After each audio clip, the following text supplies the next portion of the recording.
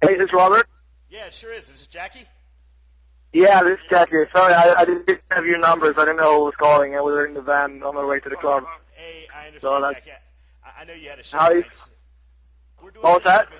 I said, we know you got a show tonight. We know you're real busy. We won't take up much of your time, but I appreciate you It's calling fine. back for sure. Yeah, for sure, man. How you doing? Pretty good, man. Pretty good. How you doing? I'm good. I'm good. We're been in the van for a couple hours, so I'm ready to get out there and unload our stuff at the venue. Right, and tonight you're driving from Jacksonville to, is it Tampa? Yeah, we're like 10 minutes away from the venue here in Tampa right now. So Oh, really? Okay, cool. All right, we won't take up much of your time. Let me go ahead and give my little blurb. Hello, Mama's Fallen Angels. This is Big Robbo, and I'm here with Jacki Stone from Vains of Jenna. Got a lot of stuff to hit on, of course. As you know, Vains of Jenna is one of the busiest bands, certainly, in our brand of hard rock and heavy metal, but they have a new album out that's just been released. It's called The Art of Lying, and we want to talk to you about that. It seems like, Jacki, that this is a little bit heavier record than maybe the first one. And yeah, for sure. The first one, Lit Up the Town, was more like, kind of punky and sleazy, if you want to call it that. We recorded that one in a week in a cabin in Sweden, and I just recorded a bunch of songs that we did like the first 6 months we were as a band, and this time around we worked with a producer and had a real studio, and worked with the songs way more, so just overall better album, I think. With all the stuff that goes on in recording, I think now, Jacki, were you guys able with the studio and the different people producing and so forth? Were you able to get into the studio all together and lay down the tracks together, or did you do bits and pieces and then Pro Tools? Or describe the process how you went through that. Yeah, we were working like around some time schedule, because in that studio there was bigger bands playing like doing recordings like AFI and Pink at the same time, and we mostly it was like get in there and get the drums and bass ready or whatever, and then Lizzie and Nikki spend a lot of time to by themselves with the producer and together with the producer, both of them to work on the songs after that. But it was pretty much like just nailing the stuff, kind of a few days with that. Right, and this album's a little bit different. Now, I'm sure that I'm an old man, Jacki, so I'm sure that I'm much, much, much older than you, young whippersnappers. But one of the first Tom Petty songs I ever heard was Refugee. I've been a fan ever That's since. cool. You guys actually do a cover of Refugee on The Art of Telling Lies. Tell us a little bit about that. Are the guys in the band Tom Petty fans, or did you just hear and really like the tune? Tell us a little bit about how that happened. We're all big Tom Petty fans for sure. I mean, I listened to Tom Petty since I was a kid. Probably not even knowing that it was Tom Petty. Listening to like the radio or CDs in the car or whatever. But it was Nikki that came up with the idea to cover Refugee back in 2007, and we liked that song so much and felt like we could do it our own little way, and wanted to put it on the album. So it's a great song with a great artist, and I think we do a great cover of it too. So it's very yeah, it's a cool song, Yeah.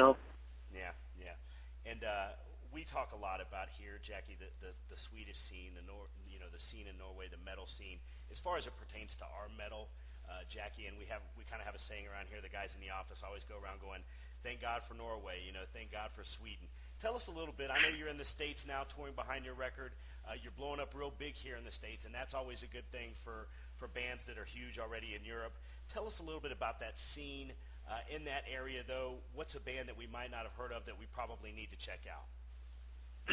Well, from Norway, there's a lot of like black metal coming out there. It's been for many years, and from Sweden, there's a lot of just more straight up rock and roll bands, more into kind of pretty much the Sunset Strip era. Kind of, we have Crash Diet from Sweden. We have Hardcore Superstar, Becker Babies. We also have upcoming bands like Innocent Rosie, which are a great rock band.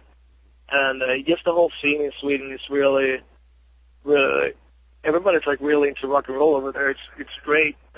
Stockholm became kind of like the center of a little bit of hair metal, if you can say that, back in like 2004, 2005, and 6 with Crushed Itis like the leaders.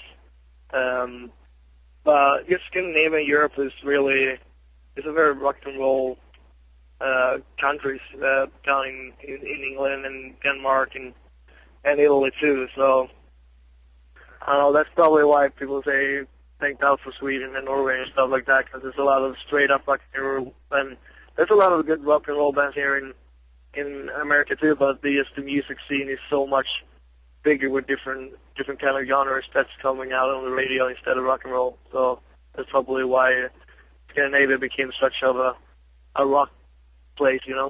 Mm-hmm. Yep. Thank God for Sweden for sure. They've done a lot to keep our music alive, and we really do appreciate that.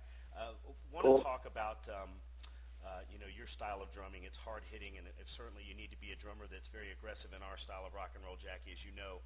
Everybody points to John Bonham. You're a little bit younger, maybe didn't catch on to the whole John Bonham wave like maybe your predecessors did in our brand of hard rock and heavy metal. Tell me about some of your influences, Jacki, and what got you playing drums and playing them in a rock and roll band like you do. Well, like John Bonham is like the like god of drumming, kind of, for all. It doesn't matter how old you are or how young you are, kind of. But the drummer that I'm mostly into and inspires me is Dave Grohl when he played in Nirvana, because that was my favorite band when I was, I don't know, 7, 8 years old, and Nirvana always followed me with my influence of like playing drums and listening to music, whatever. It's Nirvana that I always come back to when listening to good music, you know. But Dave Grohl is pretty much that guy, the John Bonham for me, if you say so. And he was the one that got me wanted to play drums pretty much. And I love that hard hitting, pretty simple drumming, just letting the guitars and the vocals doing the singing in the songs. That's what I like, you know. I rather keep a good beat, not too flashy, and make Lizzie and Nikki and JP look good in the front, you know. Right. Yeah. Well, you do it very well, and we're more. Our site is more geared toward Jacki, as you probably know. The hard rock scene of the '80s and the metal scene of the '80s, the Sunset Strip, that sort of deal. So if I'm sure Jacki wasn't meaning to make you guys feel old out there like me that are listening, but Jacki was listening